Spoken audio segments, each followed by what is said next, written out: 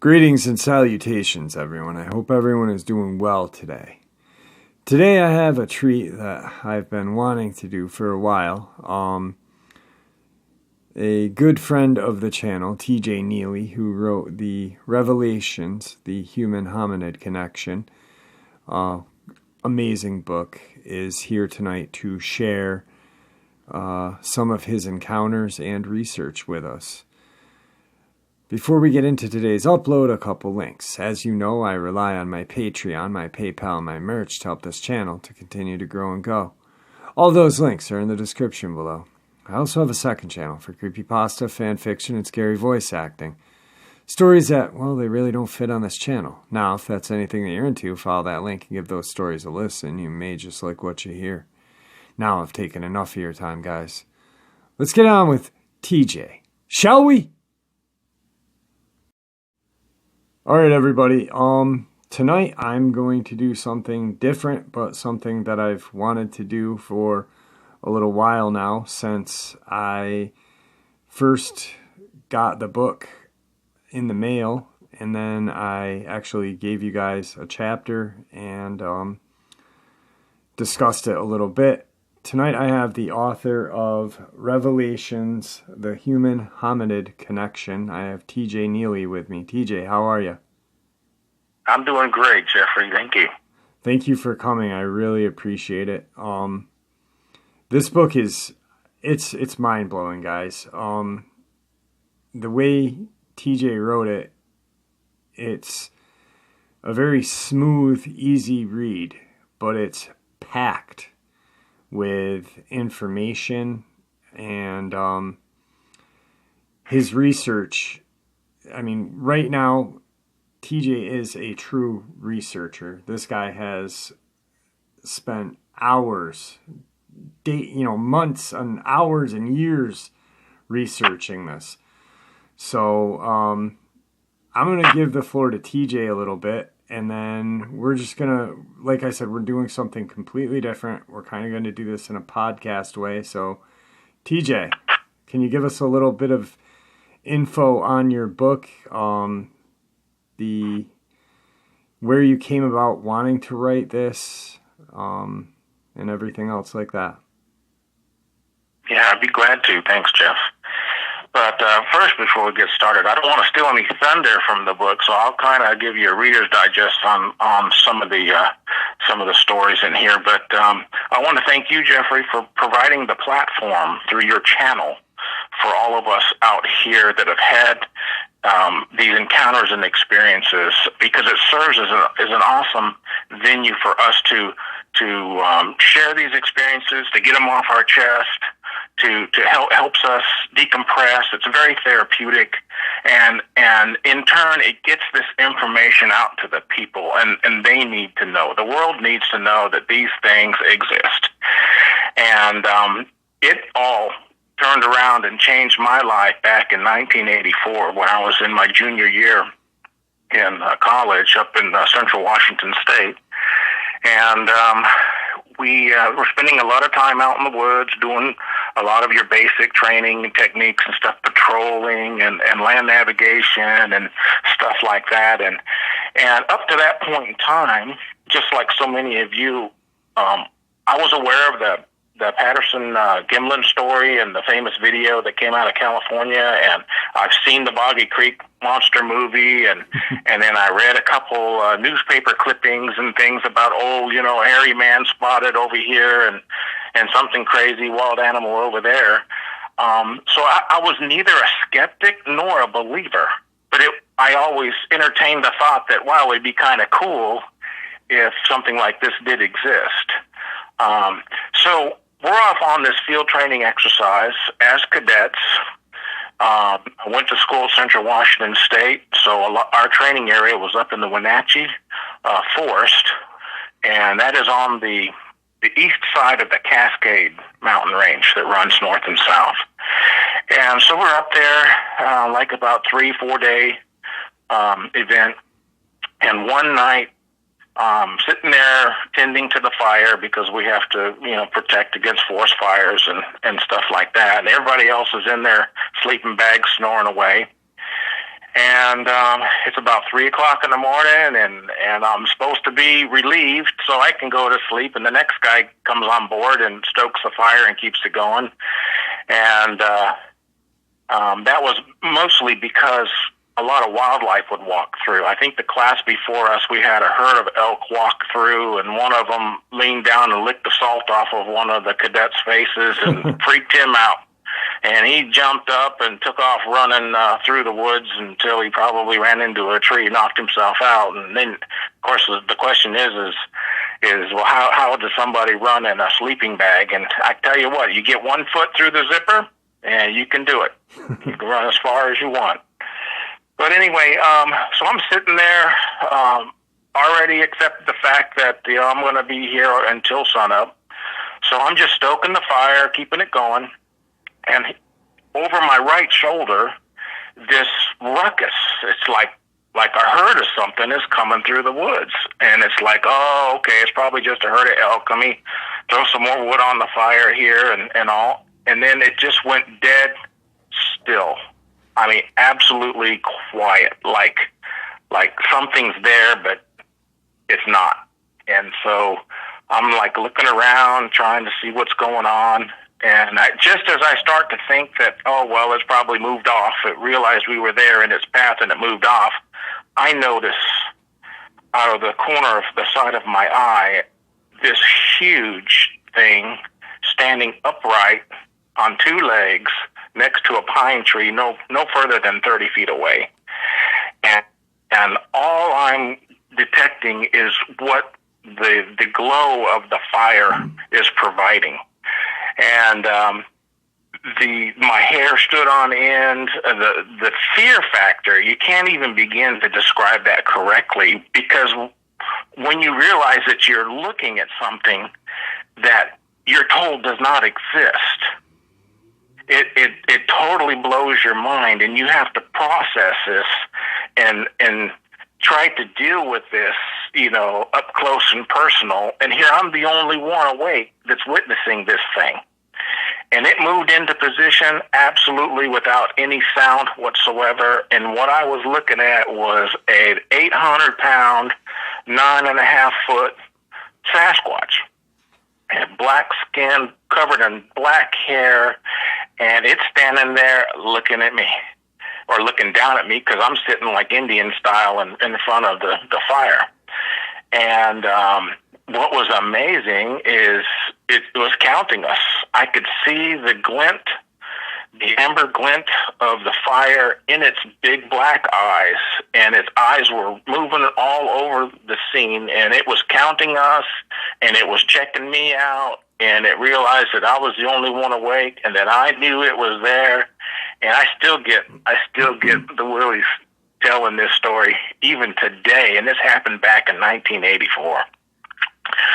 So just when I start to realize that, okay, this is something I got to deal with, and I'm not going to make any sudden moves or anything. I'm just going to wait and see what this thing's going to do, because there's nothing you can do to prevent it from doing anything. Right. It is a monster in the wild, living on the fringe of human civilization, and it is truly a monster. And when I say monster, picture a Hulk, a 9.5-foot, 10-foot Hulk, slimmer, but replace the green skin with black and cover it in hair at about 4 inches in length, and there you have it. And so just when I started to get it processed, it moves.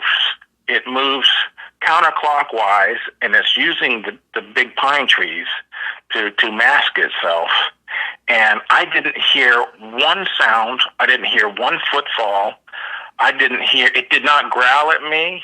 It didn't grunt at me. All I could hear was it sniffing. It would sniff and exhale. And I could barely hear that. And that was the only sound this thing made. And for something, and that was amazing in and of itself, because of you're looking at something that huge and that heavy, and it's moving in stealth mode even though it knows that you're looking at it, was amazing too. So it moved counterclockwise all the way around me. And I'm stoking the fire. I'm throwing more and more sticks on the fire because I want to increase the range of the glow of the firelight so I can get a better look at this thing. And now it's back behind me. And it's like, oh my goodness, I'm not going to make any moves or anything. So I just said, well, I'm just going to be calm. He knows I know it's there, and I know it's there. And so when it got behind me, I would just turn my head to the side a little bit just to kind of let him know that I knew where he was. And I say he because you sense this alpha male presence, the way it stood up, tall, erect, and proud, and on two legs, and it was commanding the entire situation. That's the best way to say it. It was in charge. And I was just there to witness the encounter and hope nothing else would happen. And it was at that point, Spec was to the north, and I was facing south, and there was just a very gentle little breeze filtering through the pine trees that I picked up a scent of a very wild, musky, sweaty, wet animal. And it wasn't putrid. It wasn't, like the normal scent that you find or you experience in the woods that can range on very putrid and make you gag and all. This was a little different. I don't know if he crossed through a stream and washed himself off or what, but it was just a very heavy, musky smell. And we were carrying rubberized M16s at the time, and mine was sitting on the right-hand side of me on the ground, and it's like I noticed him when he was standing in front of me. He was looking at that. So I said, well, I'm not even going to move in the direction. I'm not even going to touch it. It wouldn't do any good anyway. But it made it clear to me that he knew what that was. It was a bang stick. It was a rifle, a gun, something that could cause him harm and make a lot of noise. And if it was real, yeah, probably. But it was interesting that he was staring at me, and he would look at the rubberized rifle on the ground and look back at me. So I just left it lay. I didn't even make reference to it or anything. I'm just stoking the fire because I want to see more of this huge man beast. So it moved again back from behind me, back around to my right-hand side, back to the same tree where I initially saw it. And at this point in time, I'm having this, it's hard to explain. There was a mental connection going on.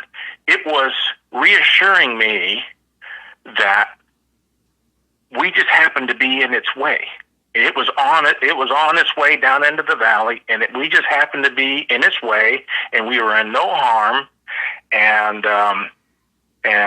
it was just, it's an amazing feeling. It's a mental communication, like mind speak kind of thing, where you feel and sense what he's thinking or what he wants you to know, and it's hard to explain. Some sort of empathic, cognitive connection or something. They unlock this when they're in your presence, and I've had this happen many, many more times after that experience. So here it is, standing back next to the pine tree, at the first pine tree where I saw it, and the fire is glowing a little bit more, so I'm seeing it in a lot more detail, and I can tell it has the skin was oily. There was a glint of firelight off of its nostril and bridge of its nose and eyebrow, and it could not see any ears, could not see a neck. I mean, there's a lot of hair, from the head down. The hair off the elbows was like about 6 inches. The rest of the hair was about 4. His right hand was up on the tree. The left hand was hanging straight down toward his left knee, and the fingertips stopped right above the left knee. So the forearm was much longer than the bicep, and the bicep was just massive. The bicep was like the size of my thigh. It was just crazy. And then the fingers on this thing, if you picture big bananas with fingernails, not claws, fingernails at the end, black skin, not much hair on the hands. That's what this thing looked like. It was huge. I mean, it could put its whole hand around my head, and that added to the size and the digits and in the legs and the arms, and it wasn't an old one and it wasn't a young one. It was in prime health. It was a prime specimen. I mean, he was proud and standing up straight. So I noticed this broken off limb. There's like a little knob sticking out up above his head, and I said, I'm going to use that in the morning to determine how tall this thing was. So I made a mental note of that. And then it moved again, and then it moved again, and I got this strange feeling of calm all of a sudden that, okay, I'm out of here. It was a great experience, and I'm on my way. And then it was gone. And the tension of the situation, everything just dissipated. The presence that I was feeling, all that just dissipated, and it was gone. And I was left there totally drained, emotionally, physically drained. I mean, I couldn't feel my legs. The adrenaline that was rushing through my system was just absolutely amazing. And so I just kind of sat there through the rest of the night. Nothing else could happen that night that could compare to that. So I kept the fire going. Sun started coming up. We got everybody up and going. And when some of my buddies realized that, hey, so-and-so didn't relieve you, did they? And I go, no, couldn't get them up. I went over there and kicked them a couple times, and they wouldn't get up. So I just tended to the fire throughout the night. And they said, well, how was it? And I said, well, I kind of threw it out there jokingly just to test the water with these guys. I said, well, we had a visitor. And they go, what? And I said, yeah, a big two-legged hairy visitor. We had a Sasquatch walk through the camp. And they go, oh, no, you didn't. You must have been delirious. So all the ridicule and then the razzing started immediately at that point in time. And that's when I realized that, you know what? I know something that you don't. And it's not going to do any good for me to tell you about it unless you have an open mind and you realize that these things could very well possibly exist, and you could embrace it if you have an experience of your own. But I tell you what, seeing is truly believing, and I was committed to knowing more about these things because from that point in time on forward, I knew they existed, and I knew something that a lot of people didn't, and I had an amazing experience, and it did. It changed my perspective on life, and it kind of set a course for my investigation efforts, and I've been doing that for the last 36 years. And I've been going out on my own excursions, my own little hunting trips, and sometimes just by putting yourself out there in the wilderness, just on a little camping trip or a fishing trip, you will encounter all kinds of interesting things. You'll see evidence everywhere. See, once you train yourself to pick up on the evidence that exists, you will see it everywhere, and they are out there because they truly are anywhere and everywhere that they want to be. I mean, you find them, on the fringe of our own civilization, not just deep in the wild up in the Appalachians and the mountains or what have you. You'll find them in your backyard if you're living out far enough. But it was amazing, an amazing experience. And that's what set the course for me, and it changed the way I looked at a lot of things in life. It made me question a lot of things, too. So all my research, all my little adventures and expeditions. I collected information. I created files and folders. I did more research, talked to other people. Then I had people coming to me with their encounters and experiences, and would help them along, help them understand what was happening and taking place. And because the Sasquatch, the Bigfoot creature, is very closely like us, human beings, that was the focus of my research. It wasn't until, like, I would say 10, 12 years ago when I became aware of the other two that make up the big three with Sasquatch. And then my interest started flowing in that direction too. Well, what are these other two critters that are out there? The Dogman species and the werewolf species, and so I kind of started collecting some information on those as well, and I would encounter those too. I've actually saw I believe it was a Dogman up on a bluff, looking down at the traffic below as I was driving by. And that was an amazing thing. It was a big black silhouette, and I've got a picture of that in the book. But it's kind of set the course for me, and I've been doing this for 36 years. And what drove me to actually producing this book, writing this book, is a select few friends and some family members that are also very open-minded and also believe in that these things exist. Would kind of poke and prod me and says, well, you need to pull all this together and put it in a book and get it out there, because, you know, it's a lot of us enjoy reading about stuff like this, and people need to know. And so I actually started, I sat down on my laptop, I started putting it together, I think last November 2019, and I finished it up the end of May or middle of June, and then submitted it to Amazon, and I got it published, and it's out there for all of you. So I hope you enjoy it.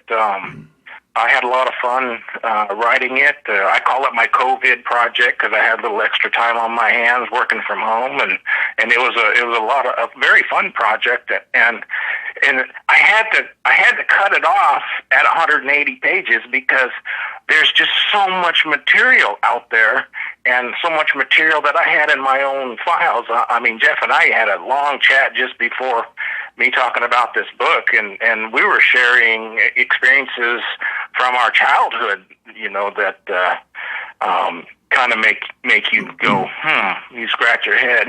Yeah. And but these things are alive and well. They exist. Not to cut you off really quick. They know all about us. Yeah. We're the ones that are destroying their habitat and are denying their existence.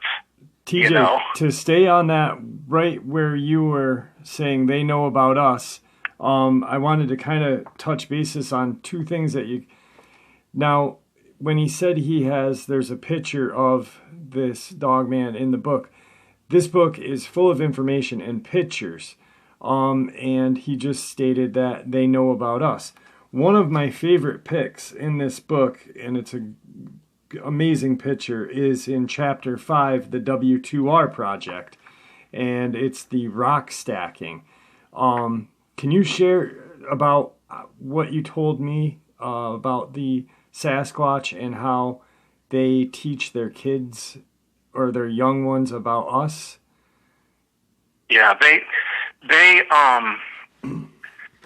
in my research, there's many encounters out there where someone will be sitting on a bank fishing, and a young one will come out, and he's very interested in fish. You know, you got to fish. You know, and he wants to interact with the kid that's fishing on the bank, or he wants the kid's fish, or what have you. And you know, mom and dad is standing just inside the tree line. So I think they set up a lot of situations where they educate themselves on who we are and what we're all about. And the rock stacking case that you pointed out was very interesting. It was one of the most interesting local cases that I had. I was going out to lunch with some of my buddies And they said, "Oh, by the way, did you notice those rock stacks on the right hand side coming out the gate of Redstone Arsenal?" And I go, "No, I didn't take a look at that." He says, "You need to go take a look at it. It's kind of unique." So I did. I made some time. I stopped there and took a bunch of pictures, and then went down to the fence line. And I said, "You know what? The way these rocks are stacked, it looks like they're defying gravity." And it took someone painstakingly a lot of time to find the right rock to stack it just right. I'm not just talking 2 or 3, 4 rocks. I mean, we're talking some of these are like 6, 7 high, and they are balanced absolutely perfect. And then I said to myself, I said, well, there's got to be more here than just the rock stack. So then I focused my attention onto the fence with the barbed wire, 3 strings of barbed wire across the top. And it's like, holy cow, something huge stepped over this fence. And I got a picture of that in the book, too. It pulled the barbed wire offsets down completely. You can see where a foot stepped on top of the barbed wire and bent it down. And the chain link fence also. So it was very clear that something came from the woods on the garrison, the installation, over the fence, spent the whole night, because they're mostly nocturnal, putting these rock stacks together just to get the attention of all of these people driving by in their vehicles. And it worked, because just in the 30 minutes of me standing there looking at these things, doing my initial investigation, I had 3 cars. People just stop, jump out, run over, stack three rocks together, jump in their car, and take off again. And I said, what an awesome idea or opportunity to educate the young by having a distraction like this, forcing people to stop their vehicles, jump out, so you can study them. You can study the vehicles, the inside of the vehicles. You can study the people, what they're wearing, how they act, and kind of like I said in the book, it was kind of like a monkey see, monkey do situation where us human beings were the monkeys. Because none of the rock stacks that the humans were erecting on the spot could even compare to the beauty of the original rock stacks. So I think that was done to distract people. I think it was done to get a closer look at people. I think it was done to maybe educate the young. Because the whole time I was standing there next to the fence, my sixth sense gets piqued, and it's like, yep, something's watching me, and I'm paying very close attention to their work, and they like that. I'm sure that was the feeling I was getting. There was no evil dread feeling, nothing like that. It was all curiosity and high energy. It was all good stuff, but I could sense a presence. So I jumped back in my car after I got the pictures and went back in the gate and just kind of made small talk with one of the gate guards. And I said, hey, what's the story on these rock stacks? Oh yeah, just some homeless dude back there comes out and does this stuff. Of course, there's no homeless guy going to be living on a highly secured, army installation, test bed. Doing that, living in a tick, snake, and mosquito infested swamp. So that ruled that out. He just threw that out there to get me to disengage and move on. So that was the end of the first initial investigation. And then the second investigation, I came back out the gate and everything was knocked down. Completely knocked down. So I went back through the gate and asked the gate guard, and he said, oh yeah, we knocked them all down because it was causing too much of a distraction. Too many people were stopping and gawking and setting up their own rocks, and we were afraid it was going to cause an accident, so we knocked it all down. So I said, okay, great, that's a good explanation. So about a week later, the rock stacks were back up again. It was amazing. It started all over again. So I took a whole bunch of pictures, and I got those in the book, and I went the extra mile, and I made sure that the photos that I put in this book were all in color. because I noticed in a lot of other books and stuff that I was reading, the pictures that are in black and white, they're very hard to see the detail, and you don't really know exactly what you're looking at. But I wanted to go color with these, so you guys could relate more closely to what it was I was describing. So that was the rock stacking, and to further that, I took a box of those rocks, and I went out here in my back 40, and just as part of my personal investigation, and using object communication techniques, I took about 5 of these stones, and I would stack them a certain way, and then come back a couple days, and they would be rearranged and restacked. And I would knock them all down and come back, and they'd be stacked back up. And they'd be stacked in pairs. And then I would use a couple marbles and a uniquely shaped stone, and I would set up something on a log and a stage, and it was completely rearranged. So this is part of the object communication drills that I was doing with the local ones, and I mean, it's all signs of intelligence. It's amazing. But I really think or hope you enjoy the book. I tried to put out as much information as I could and tie as much things together, because it's all relative. The more you peel back this layer and that layer, and you pull on this string that's associated with that event or that encounter or that happening, it all gives way to a much bigger picture. And the secrecy is there for a reason. You can believe, it to be what you want it to be, but it is what it is. These things exist. They're out there. I've encountered them. I've had 2 face-to-face encounters, and those are different than just regular sightings and encounters. And my neighbor, Mike, asked me a great question. Says, well, how do you differentiate or distinguish between an encounter and then what you call a face-to-face encounter? And it comes down to one thing in my mind. It's the eye contact. When you come face-to-face and you make eye contact with one of these creatures, is when you see the emotion, the expression, and the intelligence in the face of this thing. And it is totally amazing. So a face-to-face encounter in my book is the end-all, be-all to all encounters, because that's when you have that connection. You can see one dashing across the street. Okay, I saw the hind end of one, that was a sighting.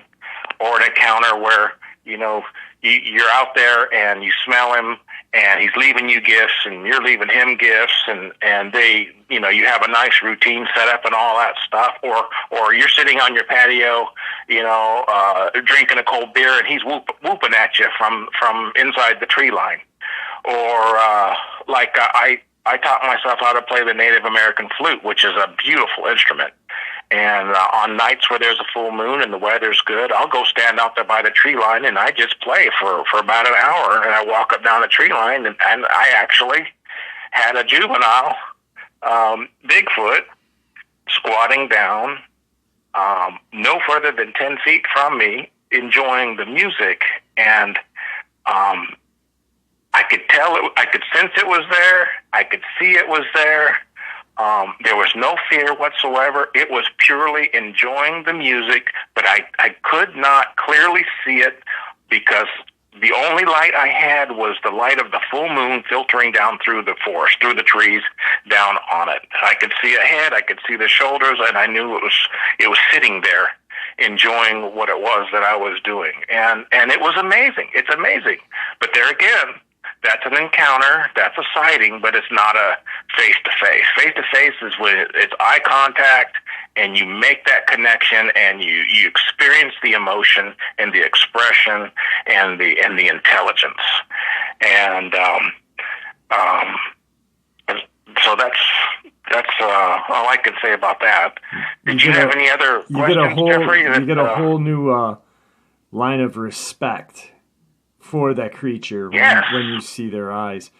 Yeah, actually, I have when TJ first reached out to me, it was right around the time that he was working on the book. He shared it was a brief encounter about what would you think it would be, the Sasquatch or Dogman with the noise coming out of the swamp that time? That was a Dogman. Okay. You sure you want me to go there? And it goes all the way back to Victor. I do want you to go back. That one ties into Victor. We got about 15 minutes if you want to. I'd love to hear it. I'd love everyone else to hear it. And I'm sure there's a lot of people that ask questions, so let's go for it. Okay, all right. Well, this was interesting. I just finished some yard work, and I was just chilling out on the back patio, and the sun was almost down, and I'm hearing this very mournful sounds like this big dog just howling into the night, and it's like I wrote it off as, oh, it's somebody's bloodhound or something, you know. But the more I listened to it, I realized that this is no dog. I mean, the lung capacity, the range that this thing was going, and I stepped around the house, and I could hear it was coming from a kilometer away on the other side of the housing area in the swamp area. But I was getting most of the sound as it was reflecting, bouncing off of the trees in my backyard. And I'm listening to it, and it's going on and on and on, and it's mournful and it's heavy. And then it would stop for a minute, like if it was expecting a response from another creature of its kind, and then it would start back up again. So I was like, holy cow. I tried to record it, but I was only getting the bounce back off the trees, so it wasn't very good. So the next night, it's like, I'm gonna sneak over there on that side in those woods, and I'm gonna record this thing if it starts to howl again. So, I went ahead and walked through the neighborhood. You know, I had all my stuff with me underneath my little jacket because it was in the it was much cooler. The environment was cooler, and the leaves had already started to fall, so you could see a little deeper in the woods.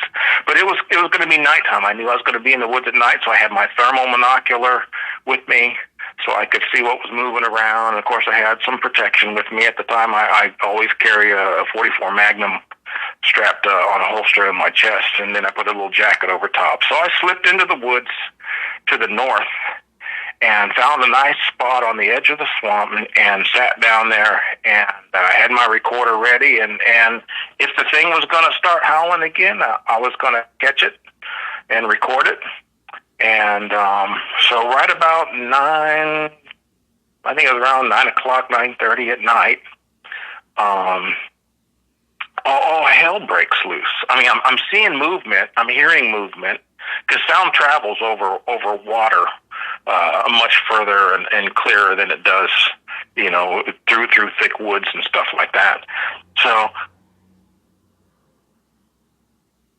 in there throughout the swamp on the other side, and I could hear stuff in the woods, and then all hell breaks loose like a firefight for about 4 or 5 seconds. And it's like, oh my goodness, this is not right. There's something's going on here in the swamp. So I immediately put my thermal monocular up, because I'm saying, well, if there's a direct action going down here, somebody's taking care of business, then I need my howler is probably involved, and I need to back the hell out of here. So I'm looking, checking my area in my lane, and I don't see any thermal signatures at all. So I go ahead and back on out of the woods real quick, and then get on back to the house. But the whole time I'm very concerned, thinking like, you know what?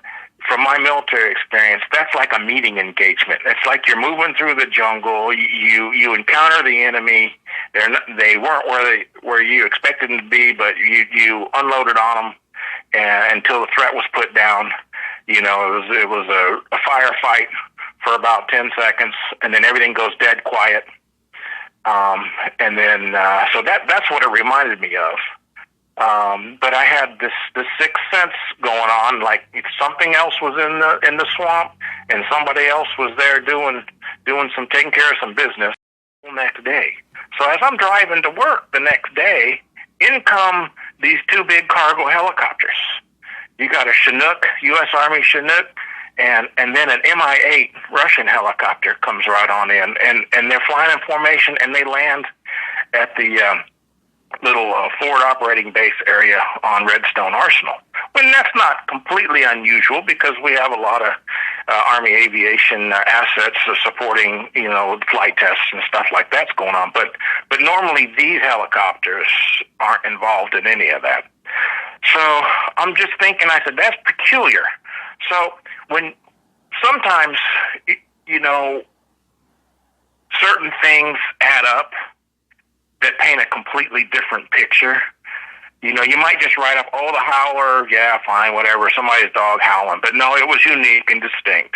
And then the firefight while I was out there, I said, that was different too. And it was in the vicinity of this howler. And then the other thing was, man, you got some big cargo helicopters coming in, the very next day. And I said, that's, you put these three things together, something's going on. There's a mission happening.